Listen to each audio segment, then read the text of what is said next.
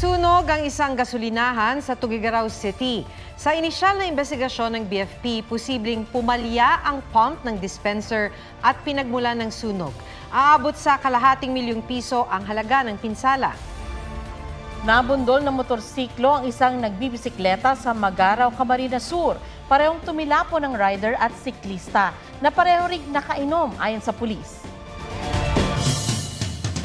Tinitingnan ng PNP kung dapat panagutin si dating Pangulong Rodrigo Duterte para sa obstruction of justice. Sinabi kasi ni Duterte na alam niya kung nasaan ang wanted na si Pastor Apollo Kibuloy pero secret daw kung saan.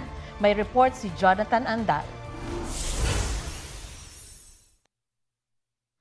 Abril nag-issue ang mga korte sa Davao at Pasig ng mga waran para maaresto si Pastor Apollo Kibuloy. Wanted siya para sa patong-patong na kaso kabilang ang child abuse at qualified human trafficking. Pinuntahan na ng mga otoridad ang mga property ni Kibuloy sa Davao Region pero hindi pa rin nahahanap ang pastor. Kung tatanungin daw si dating Pangulong Duterte kung nasaan si Kibuloy, Pastor, siguro mag-surrender. Huwag mag-surrender, tago ka na lang. Pero kung tanungin mo kung saan si Pastor, alam ko kung saan si Pastor. Pero secret. Pinag-aaralan ng PNP kung may pananagutan ng dating Pangulo sa paglihim ng pinagtataguan ni Kibuloy. Ang isang tao na alam na ang kinakokoonan ng isang wanted person may be held liable for obstruction of justice. Papag-aralan muna po ng mga abogado po ng PNP if those statement may constitute obstruction of justice or just a simple words taken out of context. Gusto raw munang makuha ng PNP kay Duterte ang buong konteksto ng kanyang pahayag para malaman kung nagbibiro lang ang Pangulo. Ngunit sabi ng kanyang dating Executive Secretary na si Salvador Mejaldea, hindi nagbibiro ang dating Pangulo.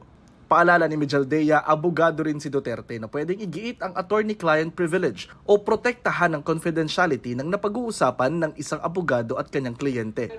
Ang dating Pangulo ang administrator ngayon ng ari-arian ng Kingdom of Jesus Christ ni Kibuloy. Sabi ni Bayan Muna Chairman Nery Colmenares, ipinakikita ni Duterte na mas nangingibabaw para sa kanya ang personal loyalties kaysa sa batas at pagkamit ng hustisya. Dapat nga raw panagutin ng Pangulo sa ilalim ng Code of Professional Responsibility and Accountability. Sabi naman ng isang legal expert, walang pananagutan si Duterte dahil lang sa tumanggi siyang isiwalat ang pinagtataguan ni Kibuloy. Wala hong obligasyon para sa kanya na sabihin kung saan. Puwera na lang kung siya'y nautusan ng korte na sabihin. It's going to be a moral liability or a moral obligation. There is no legal obligation for him to say where Kibuloy is. Pakiusap ng PNP, makipagtulungan sana kung may nalalaman tungkol sa pinagtataguan ni Kibuloy. Sila po ay tinuturing na nating mga pugante. Mabigat po itong mga kasong kinakaharap po nitong mga akusado. Jonathan Andal nagbabalita para sa GMA Integrated News.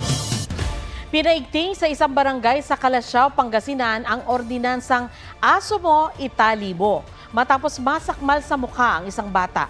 May report si Russell Simorio ng GMA Regional TV. Sugat sa mukha at mga gasgas ang inabot ng 4 na taong gulang na batang iyan sa Calasiao, Pangasinan nang sakmali ng aso ang kanyang mukha. Naglalaro raw ang bata sa gilid ng kalsada nang atakihin ng aso. Mabuti na lang at hindi siya nabulag. Biglang nagtagtabuhan ng mga bata dyan tapos dumaan yung aso. Ayun, wow, sabi niya. Dito niya na sa mata.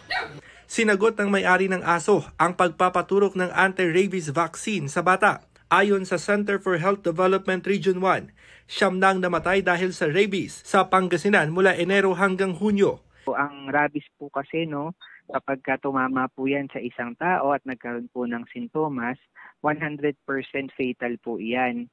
Hinigpitan na ang implementasyon ng ordinansa sa barangay na Aso Mo, Itali Mo. 500 pesos ang multa sa mga lalabag. Ayon sa barangay council, umabot na sa 8 pet owner ang pinagmulta dahil hinahayaan nilang pag-alagala ang kanilang alagang aso. Russell Simorio ng GMA Regional TV, nagbabalita para sa GMA Integrated News. Nababahala raw si Senator Amy Marcos sa nakita umano niyang plano ng China na paggamit ng hypersonic missiles. May nakita ako na plano ng China na gagamitin yung hypersonic missile. Hindi naman nila iniisip na lulusob dito sa Pilipinas yung katakot-takot na army nila, mga navy nila. Hindi ganoon. Ang plano, air. At ang plano yung hypersonic missile at nakatakda na yung 25 na target nila. Hindi sinabi ni Marcos kung saan niya nakita ang plano, pero kinabahan daw siya lalo na nang malamang hindi kayang pigilan ng Amerika ang hypersonic missile ng China.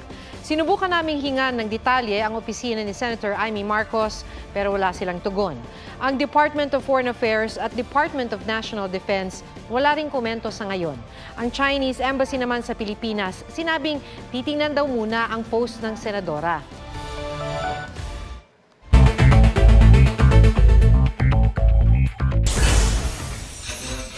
Senator Sonny Angara, itinalaga ni Pangulong Bongbong Marcos na bagong DepEd Secretary. Ilan daw sa utos ng Pangulo, i-improve ang pagtuturo ng history at pataasin ang international standing ng Pilipinas sa Program for International Student Assessment o PISA. May binanggit siya about history, yung hindi nakapokus masyado lang sa memorization, pero hindi sa pag-uunawa o pag-iintindi sa mga nangyari talaga, kung bakit nangyari yun. At yung making history interesting for our young people. Panukalang 6.352 trillion pesos na 2025 national budget aprobado na ni Pangulong Bongbong Marcos. 3 patay matapos umanong masuffocate sa ilalim ng kanilang hinukoy na lupa sa Balingasag, Misamis Oriental. Base sa investigasyon, posibleng nagmina ng ginto ang mga biktima. John Consulta, nagbabalita para sa GMA Integrated News.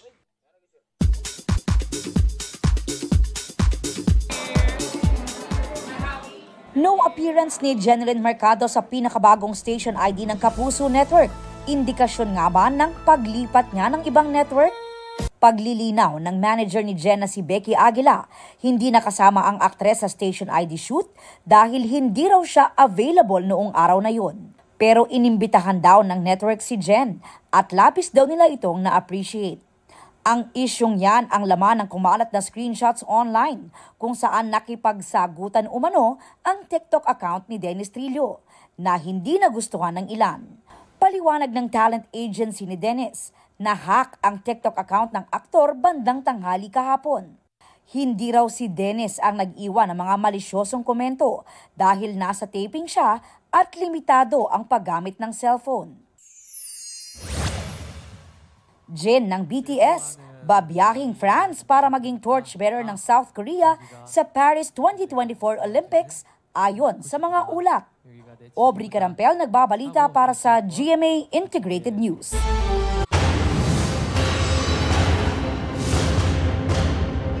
Nabalot ng makapal na usok at alikabok ang paligid ng gumuho ang bahagi ng gusaling yan sa southern Spain.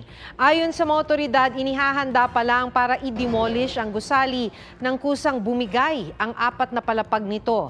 Nasira rin ang kalapit nitong underground car park. Wala namang nasaktan sa insidente.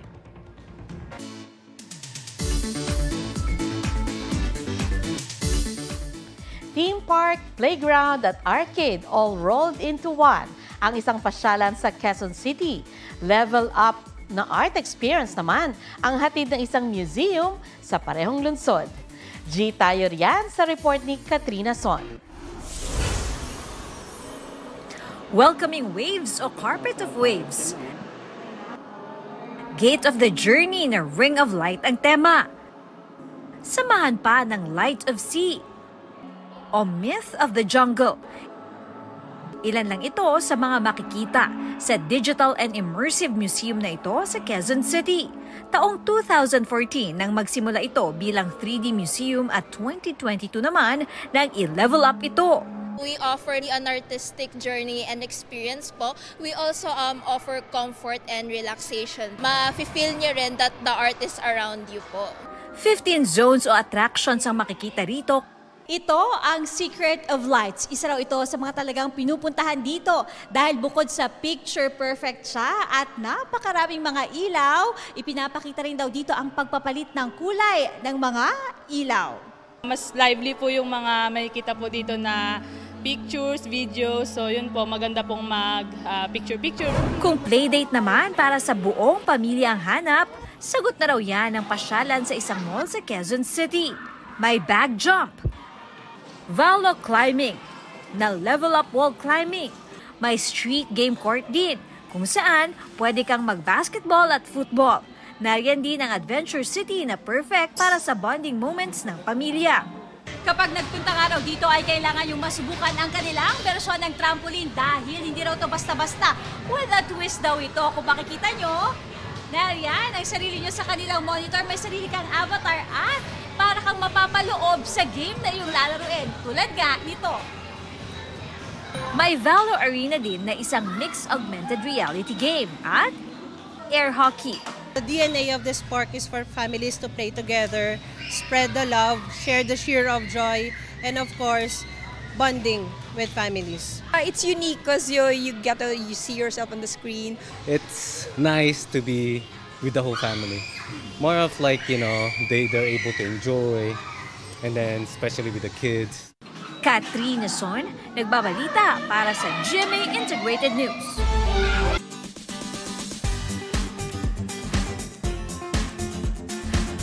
Isang lolo ang lagi raw laman ng isang library sa Pangasinan. Sikreto raw kasi ng pagkakaroon niya ng matalas na isip sa edad na 69 o 79 ang madalas na pagbabasa ng libro. Pusuan na yan sa report ni Oscar Oida. Meet Lolo Estanislao Valdez, isa sa mga suki ng Villasis Municipal Library sa Pangasinan. Kada linggo, hindi bababa sa 3 ang hinihiram na libro ni Lolo. Ang hilig ni Lolo, history at literature books. At paborito niya ang mga bigating author. Victor Hugo, Shakespeare.